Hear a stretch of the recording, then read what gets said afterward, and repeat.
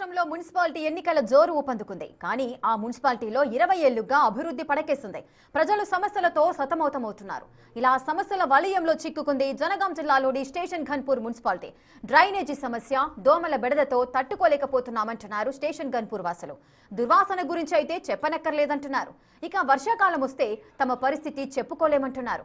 విద్యుత్ సదుపాయం అందటం లేదని, మిషన్ భగీరథ నీళ్లు అందక అవస్థలు పడుతున్నామంటున్నారు.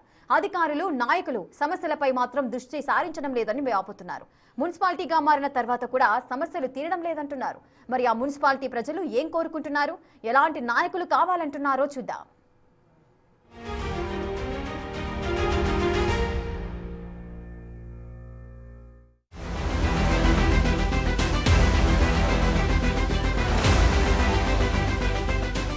స్టేషన్ ఘన్పూర్ నియోజకవర్గంలో స్టేషన్ ఘన్పూర్ మున్సిపాలిటీ 18వ వార్డులో ప్రస్తుతం మనం ఉన్నాం. ఇక్కడ జనరల్ వార్డ్ మెంబర్ రిజర్వేషన్ వచ్చింది. ఈ వార్డును ఒకసారి మనం చూస్తే గతంలో దాదాపు 2 దశాబ్దాల కింద వేసినటువంటి రోడ్డు, పత్తా లేకుండా ఉన్నటువంటి డ్రైనేజ్ సిస్టమ్, సో అస్తవ్యస్తంగా ఉన్నటువంటి డ్రైనేజ్ సిస్టమ్ సో ఈ 18వ వార్డులో ఉంది. మున్సిపాలిటీగా మారినా కూడా ఇప్పటి వరకు ఈ వార్డు డెవలప్మెంట్ కాలేదు, ప్రజలకు సమస్యలు తీరలేదు. ఆ స్థానికులు వాళ్ళ మాటలు ఉంది. అమ్మ, మీకు ఏం సమస్యలు లేవు? మీకు ఈ నీళ్లు పోతలేవు, కాలువ అది కట్టిండు కదా, దాంట్లో మొత్తం దోమలే, గింత గాలి పోతలేదు, మొత్తం మూసుకపోయి ఉన్నది.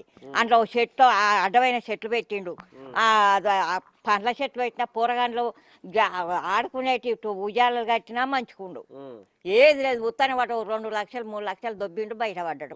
ఏమంటారు మరి? అంత వాసన వస్తుంది, సాఫ్ చేయమని చెప్తే ఏమంటారు మున్సిపాలిటీ వాళ్ళు? వాళ్ళు వస్తారు, చేయమంటే చేస్తాం, ఏందమ్మా అనుకుంటా పోతారు, అంతే. ఏంది మీ ఈ పరిస్థితి ఏంది? ఈ డ్రైనేజ్, ఈ రోడ్ల పరిస్థితి? ఈ పార్కాన్ని పెట్టిర్రు, దానికి పాములన్నీ ఇంట్లోకి వస్తాయి.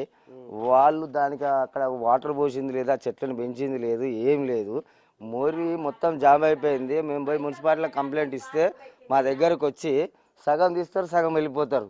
ఏంది అని మళ్ళీ పోయి కంప్లైంట్ ఇస్తే రేపు పంపిస్తాం, టైం అయిపోయిందని వాళ్ళు వెళ్ళిపోతారు. దీనివల్ల పెద్ద పెద్ద దోమలు తయారై పిల్లలను కొట్టడం, మాకు తాగినట్లేదు. ఈ బోర్ నీళ్ళే వాడుకుంటున్నాం మేము. ఇప్పుడు మాకు తాగినట్టు మంచి నీళ్ళు అన్నలేదు. మున్సిపాలిటీ సిబ్బంది రారా మీ దగ్గరికి? ఎవరు వస్తలేరు, ఎవరు ఏం దాన్ని తీసుకుని చాలాసార్లు పోయి కంప్లైంట్ ఇచ్చిన కానీ ఎవరు దాన్ని పట్టించుకుంటలేరు. మొత్తం ఆ నీళ్ళు మొత్తం ఆగి, మొత్తం అదేమంటారు మలేరియా అట్లా ఇట్లా వస్తున్నాయి, రోగాలు వస్తున్నాయి. నీళ్ళు మొత్తం ఆగిపోయినాయి ఇంటి ముందే. ఎన్నేళ్ల నుంచి ఉన్నాయి ఇట్లా ఈ సమస్యలు? చాలా రోజులకెళ్ళి ఉన్నాయి. దగ్గర వాళ్ళకి వీళ్ళకి చెప్పిండు కానీ ఎవరు ఏం తీసుకుంటలేరు. దానికి చాలా ప్రాబ్లం అవుతుంది. మళ్ళీ ఇప్పుడు మున్సిపాలిటీ అయింది కదా, ఇప్పుడు ఎలక్షన్స్ ఉన్నాయి నెక్స్ట్ 10 రోజులలో.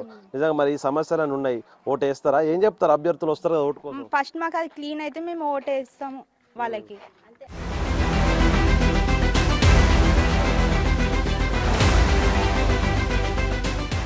ఘన్పూర్ మున్సిపాలిటీలోని 14వ వార్డులో ప్రస్తుతం మనం ఉన్నాం. ఇక 14వ వార్డు ఓటు అన్నారు. అమ్మ, ఏంది మీకు ఏమైనా సమస్యలున్నాయా ఈ వార్డులో? గదే ఉన్నది, బాధే ఉన్నది. దోమలు మస్తు దోమలు వస్తున్నాయి. దోమలకు చచ్చిపోతాను. ఇండ్లు నిండా వాసన, కంప వాసన. ఇక అంత మోరంతా ఇటు వస్తుంది. మోరు నీళ్ళు అటు పోతాయి, ఇటు వస్తున్నాయి. అంత ఇల్లు చుట్టూ ఆ మోరు నీళ్ళే. ఎందుకు? ఎవరన్నా ఇట్లా ఉంది సమస్య, మోరీలు కట్టండి పోనీ అంటే పని చేస్తలేరా మరి? ఎవరు చేస్తలేరు. ఎవరు చెయ్యకనే కదా మేము అందరికి చెప్పుకుంటూ వచ్చినాం. ఎవరు చెప్పాలి, చెయ్యలే.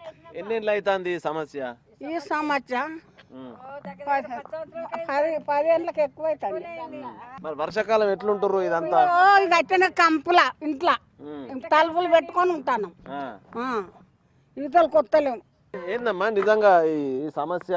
మున్సిపాలిటీ అయింది కదా, పోనీ మరి క్లీన్ చేయమని చెప్పిన ఏమైనా చెప్తే వినరా? అసలు పట్టించుకోరు సార్, ఎవరు పట్టించుకుంటలేరు. క్లీన్ చేయమంటే కూడా పట్టించుకోరు. కనీసానికి చెత్త తీసేసి కూడా 2-3 రోజులు అయినాక కూడా తీసేయరు. తీస్తాము అంటారు, కథం అంటే ఎప్పుడో వాళ్ళకి వీలైన వచ్చి తీసుకుపోతారు వారం 10 రోజులకు. అప్పటిదాకా అట్నే ఉండాలి. అది వాకిళ్ళకు పురుగులు, దోమలు అంత గలీజ్గా. 10-15 20 ఏళ్ళకి వస్తుంది సార్, 10 ఏళ్ళే కాదు. గ్రామ పంచాయతీ ఉన్నప్పుడు ఓట్లు వేసారు కదా, వచ్చినప్పుడు ఈ సమస్యని తీర్చాలని చెప్పినప్పుడు చేయలేదు వాళ్ళు? ఎవ్వరు చేయలేదు సార్. చేస్తాము అంటారు, కథం ఓటు వేసేదాకానే మాట్లాడతారు. మరి మళ్ళీ ఇప్పుడు మున్సిపాలిటీ అయింది, ఎన్నికలు వచ్చినాయి, ఎట్లా ఎవరికి వేస్తారు? ఎట్లాంటి అభ్యర్థికి వేస్తారు? ఎవరు మంచిగా చేస్తే మాకు వాళ్ళకే వేస్తాం. సాఫ్ చేసిన వాళ్ళకి ఎత్తాం సార్, క్లియర్ అయినాకనే ఎత్తాం. సో ఏందమ్మా ఈ డ్రైనేజ్ సమస్యనా ఇంకేమన్నా మంచినీళ్ళ సమస్య కరెంట్ సమస్య ఏమైనా ఉన్నాయా మీ దగ్గర? ఉంటాయి, కరెంట్ సమస్య కూడా ఉంటాయి, అన్ని ఉంటాయి సమస్యలు. మా ఈ వాడికి దిక్కు మేము మనసులో ఉన్నామో లేవో తెలియదు వాళ్ళకి. అట్లా ఉన్నది ఇక్కడ. వస్తారా అధికారులు కానీ ఎప్పుడో ఇట్లా ఓట్లప్పుడు వస్తారు అంతే, వాళ్ళ అవసరానికి వస్తారు, చేస్తామంటారు, చెయ్యరు. చేస్తాం, మా బాధ్యత మేము చేస్తాం, వాళ్ళకి గెలిపి అంటారు అంతవరకు. కానీ మామూలుగా మళ్ళీ మర్చిపోయి మనసుల కిందే ఉండవు వాళ్ళకు. గిట్లున్నది మీరు చూడరు అని చెప్పుడు ఎందుకు ఇంకా. అడుగుతాం సార్, అడుగుతాము, మాకు పని చేసే వాళ్ళకే ఇస్తాం ఓటు కూడా చేస్తాం. అంటాను ఎవరు అట్నే అంటాను, చేస్తామంటాను, చేసిన వాళ్ళే లేరు. ఎక్కడెక్కడ చెత్త కుండ్లు కడతారు. ఇక మేము చెప్పేది చూస్తే కనబడతాను సార్, ఇదంతా ఎవ్వరు లేదు, ఎవ్వరు పట్టించుకోరు. అందరూ రైల్వే కాలరారు, అందరూ జాబ్ చేసుకున్న వాళ్ళు ఉన్నారు, కూలి చేసుకున్న వాళ్ళు ఉన్నారు, అందరూ కూలి చేసుకున్న జాబ్ ఉన్న వాళ్ళు ఉన్నారు. కానీ అంతకు పోతే ఎవ్వరు పట్టించుకోరు మాకు.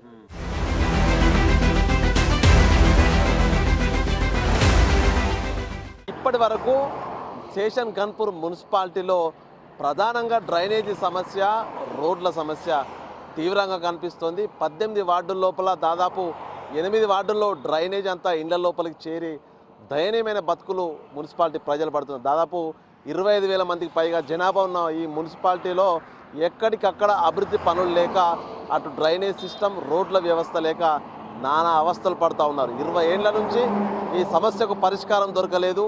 వరంగల్ హైదరాబాద్ హైవే ఆనుకొని వెళ్తున్నటువంటి గన్పూర్ మున్సిపాలిటీకి ఇప్పుడైనా మోక్షం కలుగుతుందా లేదా అంటూ ఆవేదన వ్యక్తం చేస్తారు. ఇక మున్సిపల్ ఎన్నికల లోపల అభివృద్ధి చేసి తమ సమస్యలు తీర్చిన వారికే ఓటేస్తామంటూ స్టేషన్ గన్పూర్ మున్సిపాలిటీ ప్రజలు అభిప్రాయం వ్యక్తం చేస్తున్న పరిస్థితి. ఇది స్టేషన్ గన్పూర్ మున్సిపాలిటీ ప్రజల మనోగతం. వీడియో జర్నలిస్ట్ సంతోష్తో Venu big TV, station Ghanpur.